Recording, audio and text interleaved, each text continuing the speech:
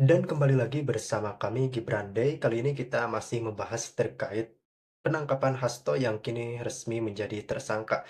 Seperti yang kita ketahui bahwa sangat disayangkan kini keberadaan Hasto seolah tidak diketahui dan elit PDI Perjuangan mengatakan bahwa Hasto dalam kondisi yang sehat. Ya, memang kita tidak menanyakan kabar, namun kita menanyakan keberadaan karena memang usai yang bersangkutan ditetapkan sebagai tersangka, tentu saja sangat besar kemungkinan untuk ditangkapnya karena memang ini sudah menjadi prosedur yang terjadi dan ditaati oleh setiap warga negara Republik Indonesia.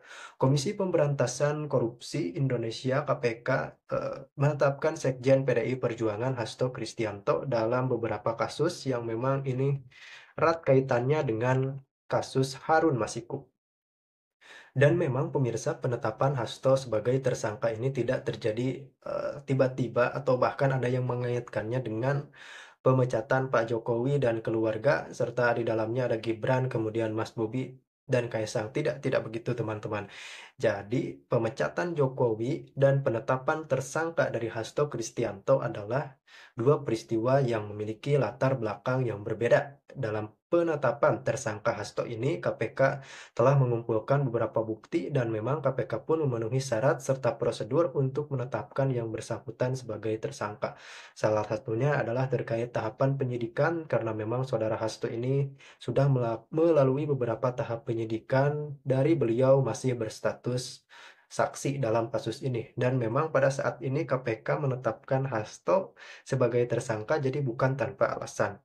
Penetapan Hasto sebagai tersangka ini merupakan kelanjutan dari penetapan 4 tersangka pada 8 Januari 2020. Jadi begini, memang KPK ini otoritas yang memiliki kewenangan penuh untuk melakukan penetapan tersangka kepada individu yang memang kedapatan melanggar hukum, terutama tindak pidana suap dan korupsi. Jadi memang untuk Hasto ini adalah hasil dari pengembangan penyidikan. Artinya memang kita tidak ada proses hukum yang dilanggar dan KPK pun tentu saja melakukan tugas ini dengan baik serta tidak ada intervensi dari pihak manapun. Itu yang paling penting.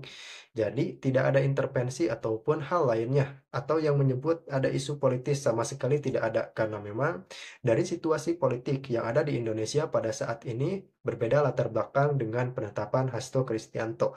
Anda harus ingat bahwa KPK merupakan sebuah lembaga yang independen.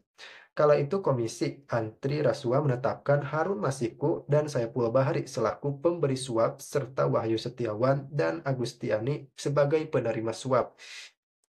Jadi memang ini berkaitan langsung dengan kasus Harun Masiku, artinya memang Hasto terlibat dalam hal ini. Maka dari itu kemarin-kemarin itu KPK menetapkan Hasto sebagai saksi terlebih dahulu. Kemudian KPK mengulik beberapa informasi yang dirasa penting dan alhasil adalah Hasto terlibat dalam kasus ini dan menjadi tersangka, saudara-saudara.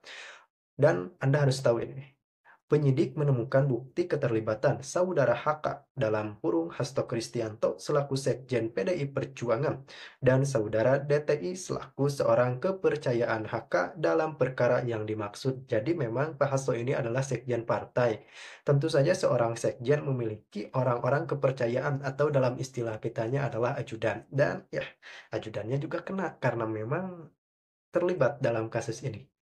Kemudian dilanjut, dia menyebut sebagai dari proses pengembangan penyidikan ditemukan bukti petunjuk sebagian uang yang digunakan untuk menyuap Wahyu Setiawan berasal dari Hasto. Ternyata Pak Hasto ini kaya juga ya, sampai punya uang untuk menyuap. Lanjut, lupakan. Dalam proses perencanaan sampai dengan penyerahan uang, Hasto disebut mengatur dan mengendalikan Saiful Bahri dan seorang kepercayaan DTI dalam memberikan suap komisioner KPU. Waduh, jadi Hasto ini dibilang oleh penyidik KPK memiliki peran yang cukup cerdik karena memang beliau ini sebagai pengendali atau leader atau otak dari tindakan-tindakan seperti ini. Seperti Hasto menyuruh beberapa ajudan untuk membakar, merusak serta meredam handphone itu kan juga adalah sebuah kecerdasan tersendiri dari Hasto ketika situasinya sangat kepepet, maka Hasto melakukan tindakan yang cukup ekstrim.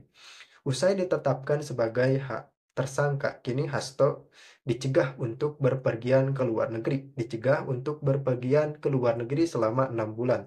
Dan saya setuju karena memang, waduh, bisa kacau nih kalau kabur. SOP yang kami miliki, kata penyidik, diikuti dengan pengecekan terhadap yang bersangkutan dan orang-orang berkaitan dan diduga terlibat dalam kasus ini, serta Hasto ini diduga kuat menyulitkan apabila berada di luar negeri. Ya, tentu saja Hasto akan sulit dilacak ketika berada di luar negeri. Meskipun kita memiliki duta besar, namun ini adalah SOP untuk meminimalisir kecolongan.